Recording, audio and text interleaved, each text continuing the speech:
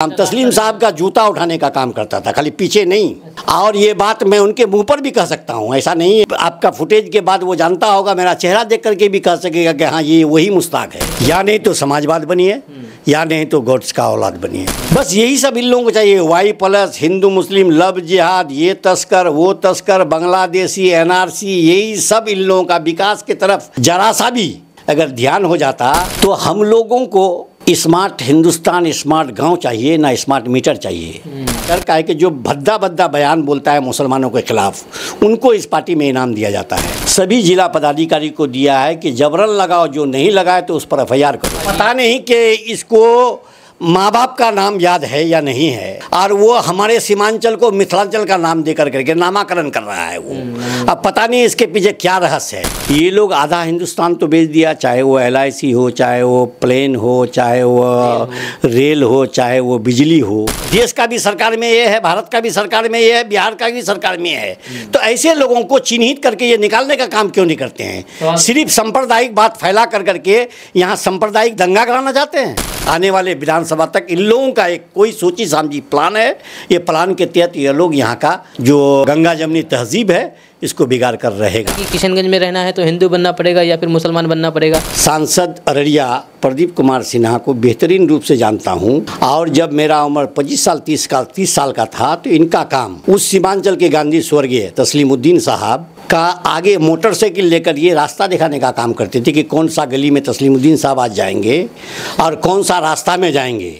उनका फुटेज है मेरे पास, अगर आप देखना चाहेंगे तो प्रदीप कुमार सिंह का वर्क क्या था कि एक महीना में 2 बल्ब 2 दुकान में बोल रही है, 6600 रुपया का चार्ज हो चुका है। स्वागत है आपका दोस्तों KDB लाइव में। मैं हूं फिरदौस गनी। जैसे कि आपको पता होगा कि गिरिराज सिंह हिंदू स्वाभिमान यात्रा के तहत सीमांचल में यात्रा किए और सीमांचल के माहौल को बिगाड़ करके अब यहाँ से जा रहे हैं। या सीमांचल में ऐसी आकर के ऐसी बातें कहे गए जो कि सीमांचल के हर एक हिंदू हो या मुसलमान हो, सबका खून खौल रहा है कि आखिर सीमांचल में इस शांत इलाका में आकर के इस तरीके की बातें क्यों कह रहे हैं, जबकि सीमांचल जैसे इलाके में कभी भी ऐसी कोई बात आज तक हुई नहीं है हिंदू मुसलमान या फिर कोई अन्य मजहब से रिलेटेड।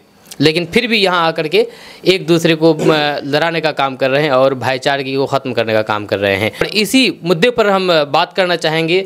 मुश्ताक आलम साहब जी है मेरे साथ मौजूद हैं। और सर आपका बहुत बहुत स्वागत है KDB लाइव में। देखिए, गिरिराज सिंह का काम जब वो आने ही वाले थे तो वो नफरत फैलाने के लिए पूरे हिंदुस्तान भर जाना जाते हैं। हिंदुस्तान का एक सीमांचल जो हम लोगों का गंगा जमनी तहजीब को फ़राइज़ को अदा कर रहे थे, इसको अछूता छोड़ना नहीं चाहता था। ये आने वाले विधानसभा में इसको शायद जला करके ही दम लेंगे। जिस स्टेज में गया, सभी स्टेज से इनका जो प्रतिक्रिया मुसलमानों के ख़िलाफ़ दिया जा रहा है वो काबिल बर्दाश्त नहीं है।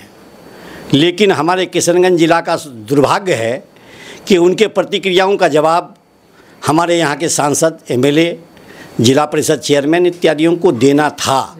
लेकिन वो लोग से बढ़कर आप लोग प्रिंट मीडिया वाले ले उससे बेसी सतर्क रह करके आप लोगों ने लोकल लोगों से उनकी प्रतिक्रिया ली।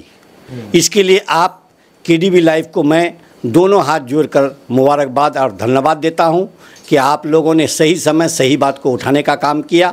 इसके लिए आप लोग बधाई के पात्र हैं। बहुत बहुत शुक्रिया। मेरा सवाल ये है कि आखिर किशनगंज जैसे शांत इलाके को इस तरह से अशांत करने की कोशिश क्यों की जा रही है BJP के नेताओं की तरफ से? देखिए, इसका नाम भाजपा जो इसलिए नहीं है कि भारत जलाओ पार्टी।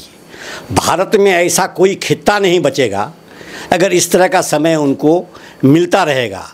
भारत में बिहार का जो एक सीमांचल है, जिस सीमांचल में हम लोग पैदा हुए, हम लोगों को पता है, पैदा होने के बाद से ही पता है कि ये सीमांचल है।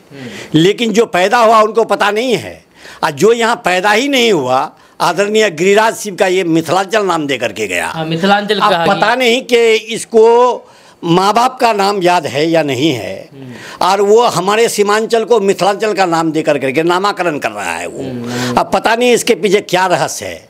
हम जिस जिला में गिरिराज सिंह का दौरा हो रहा है, वहाँ के जिला पदाधिकारी और आरक्षी अधीक्षक महोदय को से विनम्र निवेदन करना चाहूँगा कि जिस बयान से उनका 2 संप्रदाय के बीच कोई घटना उत्पन्न हो, वैसी बयानों के लिए उनको इमीडिएट गिरफ्तार करना चाहिए, इमीडिएट उन पर FIR होना चाहिए। ऐसे बयान देने वालों को, ऐसे बयान देने के अगर त्वरित नहीं रुकती है तब लोग हिंसा और अहिंसा का रूप धारण कर लेता है। समय रहते हुए ये लोग प्रदेश के आदरणीय मुख्यमंत्री जी को इस बयानों का भी कटिंग जाना चाहिए और दूरभाष पर ये सारी बातें मुख्यमंत्री के पास रखना चाहिए कि इन बयानों से यहाँ का सांप्रदायिकता बिगड़ सकता है, सांप्रदायिक सौहार्द बिगाड़ सकता है और कोई भी अप्रिय घटना घट सकता है। जो सीमांचल खुशहाल ज़िंदगी यहाँ के लोग आपस में मिलकर, दोनों समुदाय के लोग मिलकर करके हम लोग बेहतरीन ज़िंदगी जी रहे हैं और इस पर शायद इन लोगों का ही नज़र लग गया है और यहाँ पर भी आने वाले विधानसभा तक इन लोगों का एक कोई सोची समझी प्लान है।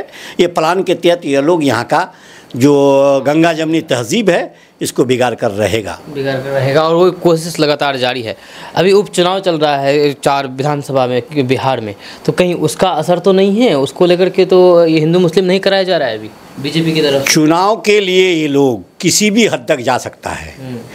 काहे कि कितना मृत्यु के बाद हमको पता नहीं, एक मुहावरा में सुने थे कि कितना लोगों की हत्या के बाद लोग गद्दी नशीन होते हैं। इन लोगों का बहुत शौक था पूर्व दिनों से कि यूपी और बिहार ले लो और पूरे हिंदुस्तान में हुकूमत करो। यूपी को तो ऐन पैन करन करके ले लिया, अब बिहार में विगत 15 साल 20 साल से लोग ले नहीं पा रहा है।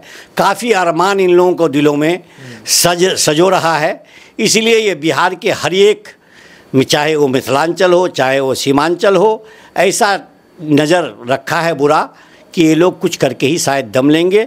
समय रहते हुए मैं बिहार के आदरणीय यशस्वी जो आदरणीय मुख्यमंत्री नीतीश कुमार जी हैं उनसे हम कहेंगे कि आप का ही एक नारा है सबका साथ सबका विकास और जीरो टॉलरेंस पर हम राजनीति कर रहे हैं।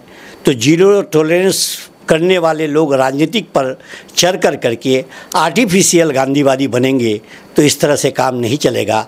आर्टिफिशियल गांधीवादी बन करके आप नाथुराम गोडसे के औलादों को बढ़ावा देने का काम कीजिएगा तो एक साथ 2 काम नहीं हो सकती। या नहीं तो समाजवाद बनिए या नहीं तो गोड्स का औलाद बनिए, बीच में मत रहिए। बीच में रहने का लोग सब दिख रहा है, लोग सब जानती है, सब जानते हैं, सब समझदार है। गिरिराज सिंह यहाँ पर आए और आकर के साफ साफ खुले मंच से और बाकी माइक कैमरा के सामने में कह गए कि अगर यहाँ पर मुसलमान अगर 1 थप्पड़ यहाँ पर मारता है तो 100 थप्पड़ मुसलमान को मारो। यानी कि साफ ये नहीं कहा कि कोई अगर विशेष समुदाय के लोग मारता है, ऐसा नहीं बोला। साफ बोला है कि अगर मुसलमान 1 थप्पड़ मारता है तो 100 थप्पड़ उनको मारो। और साथ ही साथ ये भी कहा गया कि सीमांचल में किशनगंज में लब जिहाद होते हैं और लैंड जिहाद होते हैं, यहाँ तक कि शिक्षा जिहाद होते हैं। बताइए, शिक्षा जिहाद। उसके बाद घुसपैठिया रहते हैं। तो क्या आपकी नज़र में ऐसा कोई है जो कि शिक्षा जिहाद किया करता हो या फिर घुसपैठिया पर रहता हो आपकी नज़र में? देखिए, वो जितने आरोप यहाँ पर लगाए सब मनगढ़ंत है। अगर किशनगंज में शिक्षा जिहाद रहते हैं, लब जिहाद रहते हैं और कौन कौन जिहाद रखते हैं, तो विगत 15 साल से इनकी हुकूमत ही है। चाहे नीतीश कुमार के साथ 17 महीना में हमारी सरकार रही, इसके बाद तो भाजपा ही का गठबंधन रहा नीतीश कुमार जी के साथ। तो जो लोग रहते हैं तो उन लोगों को पनिशमेंट देने का काम किन का है? सरकार का। तो सरकार में ये है, देश का भी सरकार में ये है, भारत का भी सरकार में ये है, बिहार का भी सरकार में है। तो ऐसे लोगों को चिन्हित करके ये निकालने का काम क्यों नहीं करते हैं? सिर्फ सांप्रदायिक बात फैला कर करके यहाँ सांप्रदायिक दंगा कराना चाहते हैं। जब अगर ऐसा लोग हैं तो सारे लोगों पर कानूनी कार्रवाई करने का भी जिम्मेदारी तो इन्हीं को है ना। सरकार में ये बैठे हैं तो ऐसे लोगों को चिन्हित कर करके लोगों को पनिशमेंट करे। जिस तरह से ये सवाल उठा रहे हैं, सवाल तो विपक्ष को उठाना चाहिए। किसी भी मुद्दे पर सवाल विपक्ष को उठाना चाहिए और जहाँ भी जो कोई गड़बड़ी हो उस पर एक्शन लेने का काम सरकार का है और ये खुद सरकार में है और ये सवाल उठा रहे हैं। तो सवाल उठा करके कार्रवाई किसकी तरफ बोल रहे हैं कि नहीं कार्रवाई किया जाए, जबकि सरकार इन्हीं की है। और दूसरी बात यह है कि सिर्फ गिरिराज सिंह ही नहीं बल्कि सीमांचल के और भी नेता है जो कि उनके गिरिराज सिंह के सुर में सुर मिला करके बोल रहे हैं। जब प्रदीप सिंह जो कि अररिया के सांसद हैं, वो खुले तौर पर खुले मंच पर कैमरा के सामने में बोल रहे हैं कि अररिया में रहना है तो हिंदू बनना पड़ेगा। तो क्या ऐसे ही मतलब कि किशनगंज में भी कभी ये सब सुना जाएगा कि किशनगंज में रहना है तो हिंदू बनना पड़ेगा या फिर मुसलमान बनना पड़ेगा? क्या ये सारी बातें सही है? देखिए, अररिया में कहना या किशनगंज में कहना या सीमांचल में कहना बात बराबर है। इन्होंने पूरे सीमांचल के लिए ये मैसेज दिया। मैं आदरणीय सांसद अररिया प्रदीप कुमार सिन्हा को बेहतरीन रूप से जानता हूं, और जब मेरा उम्र 25 साल 30 साल का था तो इनका काम उस सीमांचल के गांधी स्वर्गीय तस्लीमुद्दीन साहब का आगे मोटरसाइकिल लेकर ये रास्ता दिखाने का काम करते थे कि कौन सा गली में तस्लीमुद्दीन साहब आज जाएंगे और कौन सा रास्ता में जाएंगे। उनका फुटेज है मेरे पास, अगर आप देखना चाहेंगे तो प्रदीप कुमार सिंह का वर्क क्या था। तस्लीमुद्दीन साहब के पीछे पीछे चल रहा था, पीछे नहीं, आगे रास्ता दिखाने का काम। तस्लीम साहब का जूता उठाने का काम करता था, खाली पीछे नहीं। और ये बात मैं उनके मुंह पर भी कह सकता हूँ, ऐसा नहीं है। और ये आपका फुटेज के बाद वो जानता होगा, मेरा चेहरा देख करके भी कह सकेगा कि हाँ ये वही मुश्ताक है। तो जो तस्लीमुद्दीन का सोहबत पाकर आदरणीय प्रदीप सिंह जी आप एमएलए से लेकर एमपी तक बनाए, तो कम से कम उस अररिया के पावन धरती को आप धरती पर इस तरह का बयान देना उनके मुंह से तो कहीं शोभा नहीं देता। और शोभा देगा भी कैसे, जिस उस्ताद को खिलाफ में उन्होंने इलेक्शन लड़ने का काम किया, आदरणीय चाचा तस्लीमुद्दीन साहब। तो ऐसे लोगों के बारे में बोलना ही बेकार है। ये लोगों को ना तहजीब है, बदतमीज़ी कहा जाए ऐसे लोगों को, ठीक है। जिससे सीखा और उसी के ज़मीन में बैठ करके उसको कह रहा है कि अररिया में मुसलमानों को रहना है तो हिंदू बन के रहना होगा। तो मुसलमान का सोहबत तो आपने भी तस्लीमुद्दीन साहब से किए थे। क्या कभी स्वर्गीय सीमांचल गांधी तस्लीमुद्दीन साहब आपको मुसलमान बनकर रहने का ये क्या था? कभी नहीं। तो ये सीमांचल गांधी के साथ रह करके जब उनका सोहबत लेकर करके अच्छा इंसान नहीं बन सकता है, तो मुझे नहीं लगता ये सोहबत का असर है, भाजपा में रहने का असर है। ये लोग को बहुत दिन हो गया, सांसद 2-3 टर्म बना, एमएलए बना, तो ये सोचता है कि सुर्खी में आकर काहे कि जो भद्दा बयान बोलता है मुसलमानों के खिलाफ, उनको इस पार्टी में इनाम दिया जाता है। चाहे वो गिरिराज सिंह जी हो। गिरिराज सिंह आज टेक्सटाइल मंत्री है, कपड़ा मंत्री है। ये इलाका पटवा का खेती का था। काफ़ी लोग पटवा खेती करते करते सारा ज़मीनें लोगों की बिक गई। लोग आज ही जा करके अब मकई लगाने का काम किया। आप हिंदुस्तान के टेक्सटाइल मंत्री हैं, अगर पटवा का 20%, आदरणीय स्वर्गीय तस्लीमुद्दीन साहब ने इस बात को उठाया था कि किसानों का 20% पटवा अगर आप लेकर के कपड़ा में इस्तेमाल करेंगे तो यहाँ का किसान निहाल हो जाएगा। लेकिन वही गिरिराज सिंह आज अगर यहाँ के किसानों और सीमांचल में के लोगों के लिए इस तरह का बात करता तो लोग उसे फूलमाला से लाद देता। लेकिन वह इस तरह का बात नहीं कर करके उन्होंने हिंदू मुसलमान के बात पर आ करके यहाँ के जो पूर्व गंगा जमुना तहजीब को है उसको बर्बाद करने का काम कर रहा है, आपसी सौहार्द को बिगाड़ने का काम कर रहा है। ये इतना बड़ा नेता को ये शोभा नहीं देता। उसी के तर्ज पर हमारे सांसद अररिया 20 बोलती सुर पर सुर मिला करके सोचता है कि हमारे आका हमको हो सकता है सेंट्रल में मंत्रालय मिल जाए, ऐसे बयान देकर करके। और बात कुछ नहीं है, एहसास उनको भी है कि हमने जो बोला है वो गलत बोला है। लेकिन ऐसा बोलने पर अगर मंत्रालय का गिफ्ट भारत सरकार के द्वारा मिल जाए तो हानि क्या है? हानि क्या है। और दूसरी बात कि उसको सुरक्षा भी मुहैया करा दी गई है, Y+ सुरक्षा जो बिहार सरकार की तरफ से। बस यही सब इन लोगों को चाहिए। Y+, हिंदू मुस्लिम लव जिहाद, ये तस्कर वो तस्कर, बांग्लादेशी, NRC, यही सब इन लोगों का विकास की तरफ जरा सा भी अगर ध्यान हो जाता तो पूरा आधा हिंदुस्तान के लोग बड़े बड़े पूंजीपतियों के पास बेच नहीं देता। बड़े बड़े पूंजीपतियों को बेच नहीं देता। दूसरी बात यह है कि सिर्फ यही नहीं, ये कि और भी है। पूर्णिया के विधायक, पूर्णिया के सदर विधायक क्या नाम है उसका, विजय खेमका, और एक और विधायक है वही बीजेपी से ही। जब गिरिराज सिंह वहाँ पर भागलपुर से चल करके पूर्णिया आए, पूर्णिया में सभा करने के दौरान खुले सभा में कह रहे हैं कि हमें मुस्लिमों का वोट नहीं चाहिए, हमें सिर्फ हिंदू का वोट चाहिए। तो बताइए, ये इसका मतलब ये हुआ कि गिरिराज सिंह का सीमांचल आना कामयाब हुआ? गिरिराज सिंह जिस मकसद से सीमांचल आए वो मकसद में कामयाब हो गए? देखिए, ये लोग वो बातें बोलने से अगर अपने आप को कामयाबी समझता है तो ये उनकी आर्टिफिशियल कामयाबी है। सीमांचल के लोग, सीमांचल के गरीब को झेल कर ऐसे नेताओं को बयान को सुन कर सीख लिया है कि हमें वोट किससे करना है।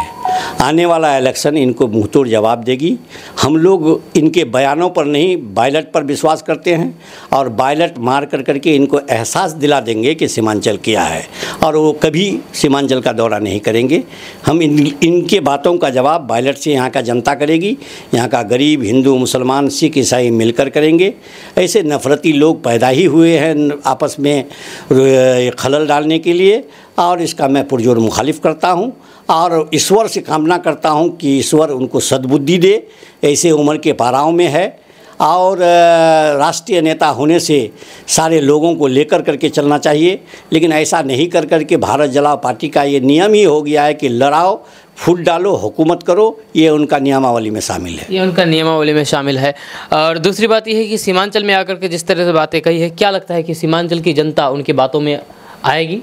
आपको क्या लगता है इसके बारे में? देखिए, सीमांचल की जनता जिस तरह से उनका बयान आ रहा है, अगर सीमांचल की जनता शांति प्रिय नहीं होते तो अब तक ऐसे सवालों का जवाब नहीं देकर लोग अहिंसात्मक रूप अपनाते हैं। लेकिन सीमांचल की जनता इतना ठंडा है कि वो जानता है कि ये लोग आकर के आबैल मुझे मार वाला कहावत है। ये जानता है कि हम बयान देंगे, लोग ऐसा उकसाएंगे और दंगा करेंगे, लेकिन हम लोग ऐसा कभी कुछ नहीं करेंगे। उनके बयान से हम लोग वाकिफ़ हैं कि इस तरह का बयान आज से नहीं, विगत 10 वर्ष से वो दे रहा है। लेकिन सीमांचल की जनता इस बात को समझ रही है कि इनका बयान भरी है, इनके बयान से कुछ होने को नहीं है। आने वाला दिन जो विधानसभा 2025 में होगा, इनके जवाब देने वाले हमारे बिहार के यशस्वी आदरणीय प्रतिपक्ष के नेता श्री तेजस्वी यादव इन लोगों का ईंट का जवाब पत्थर से दिया करेंगे। ईंट का जवाब पत्थर से दिया करेंगे। बाकी तेजस्वी यादव भी इस पर प्रतिक्रिया दी हैं और पुरजोर इसका मुखालिफत किया है, जो कि गिरिराज सिंह या फिर प्रदीप सिंह जो भी बात कही है। और साथ ही साथ एक दो सवाल और आपसे पूछना चाहेंगे स्मार्ट मीटर को लेकर के, जो कि भी पूरे बिहार में लग रहा है और किशनगंज में भी शुरू हो चुका है। किशनगंज में भी लग रहा है स्मार्ट मीटर और बहुत सारे लोग इसके खिलाफ भी कर रहे हैं, विरोध प्रदर्शन कर रहे हैं। बहुत सारे लोग, आप भी इसके विरोध प्रदर्शन में हैं और आप भी कई बार प्रदर्शन किए हैं इसके खिलाफ, लेकिन फिर भी प्रशासन हो या फिर सरकार हो सुन नहीं रही है, क्या कहना चाहेंगे? देखिए, सरकार उद्योगपतियों के पास बिक चुकी है। स्मार्ट मीटर के नाम पर जितना गरीबों को पैसा देना था, पहले 200 APL BPL को 200-300 रुपया में स्मार्ट मीटर के पहले जो लोगों को भुगतान करना पड़ता था वो दे दिया जाता था। लेकिन ये लोग आधा हिंदुस्तान तो बेच दिया, चाहे वो LIC हो, चाहे वो प्लेन हो, चाहे वो रेल हो, चाहे वो बिजली हो, सब उद्योगपति के पास 50% का सौदा कर करके उद्योगपतियों का पास बेच दिया है। अब जो बेच दिया है तो प्रेशर भी का है कि हमारे राष्ट्रीय अध्यक्ष लालू प्रसाद यादव जी ने पूरे बिहार में स्मार्ट मीटर के खिलाफ में पूरे प्रखंडवार पर हम लोग ने धरना दिया था। इसके बावजूद भी बिहार के हमारे यशस्वी मुख्यमंत्री आदरणीय नीतीश कुमार जी सभी जिला पदाधिकारी को दिया है कि जबरन लगाओ, जो नहीं लगाए तो उस पर FIR करो। तो ये देख करके ऐसा लग रहा था कि हम लोग एक अंग्रेज को तो भगाए, लेकिन जो अभी साथ में हम लोगों के सरकार में हैं और ये समाजवाद से समाजवाद इनकी उपज है, लेकिन इन लोगों का सोहबत भारत जलाओ पार्टी से है। वैसे सोहबत कर करके इनने इसका जो जनाधार था शायद इसको भी ख़त्म कर देगा। इसलिए ये थोपा जा रहा है काहे कि बेशुमार पैसा ऐसे उद्योगपतियों से लोग ले चुके हैं कि स्मार्ट मीटर के नाम पर, और उसको लगाने के लिए अथक प्रयास कर रहा है। जो आने वाले विधानसभा चुनाव में ये स्मार्ट मीटर एक इलेक्शन का मुद्दा होगा और इस मुद्दा को लेकर गरीब गुरबाओं के पास हम लोग जाएंगे और लोगों को बताएंगे। इसमें मेन परेशानी क्या है? क्योंकि क्या बिजली मतलब कि बिल ज़्यादा आ रहा है या फिर और भी कई तरह की परेशानी है? जो मुख्य परेशानी अगर आप बताना चाहें तो। मुख्य परेशानी जिस घर में बैठ कर के हम दे रहे हैं, ये मेरे भगीन दामाद का है, यहाँ मेरी भगनी की शादी हुई है। यहाँ बुला करके पूछ लीजिए कि 1 महीना में 2 बल्ब 2 दुकान में बोल रही है, 6600 रुपया का चार्ज हो चुका है। 1 महीना में? 1 महीना में। कितना बल्ब है? 4 बल्ब इस रूम में, 2 दुकान में, 6 बल्ब 3 पंखा, 6,600 रुपया का बिल देना पड़ा है स्मार्ट मीटर में। तो हम लोगों को स्मार्ट हिंदुस्तान, स्मार्ट गांव चाहिए ना स्मार्ट मीटर चाहिए। ठीक है, यहाँ के गरीबों को स्मार्ट देहात चाहिए, स्मार्ट शहर चाहिए, स्मार्ट मीटर नहीं जिसमें फ्रॉडिज़म हो, जिसमें चीटर मशीन कहा जाए कि 100 रुपया का बिल को 1000 बना दिया जाता है, 1000 को लाख बना दिया जाता है। लोगों को उपभोक्ता फोरम तक का ऑफिस का मालूम नहीं है कि उपभोक्ता फोरम कहाँ है और इसका शिकायत हम कहाँ करें। वैसे लोगों को आप स्मार्ट बना रहे हैं जो खो नहीं जानते हैं, जो अपना नाम लिखने नहीं जानते हैं, रिचार्ज नहीं कर पाएंगे, जो रिचार्ज करने का भी नहीं आता है। तो ऐसी परिस्थिति में अभी तो हॉस्पिटल में भी आप जो अप्लाई कीजिएगा तो क्या नंबर आता है उसमें मोबाइल से कीजिए, उसमें TRP नंबर क्या नंबर आएगा तब आपका इलाज होगा।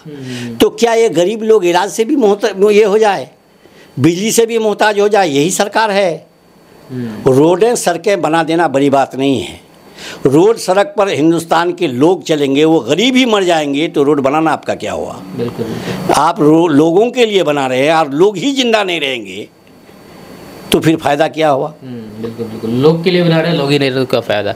चलिए, आपका बहुत बहुत शुक्रिया मुश्ताक आलम साहब अपना कीमती समय देने के लिए। मैं हूं फिरदौस गनी। हम दोनों के बीच में जो भी बातचीत हुई है, आप अपना सभ्य तरीके से आप भी अपना राय रख सकते हैं, क्योंकि हर किसी का राय अलग अलग हो सकता है। तो आप भी अपना राय रख सकते हैं और अपना राय व्यक्त कर सकते हैं कि आपका इस बारे में क्या राय है, हम दोनों के बीच में जो बातें हुई है। आप मिलते हैं नेक्स्ट वीडियो के साथ। जय हिंद, जय भारत।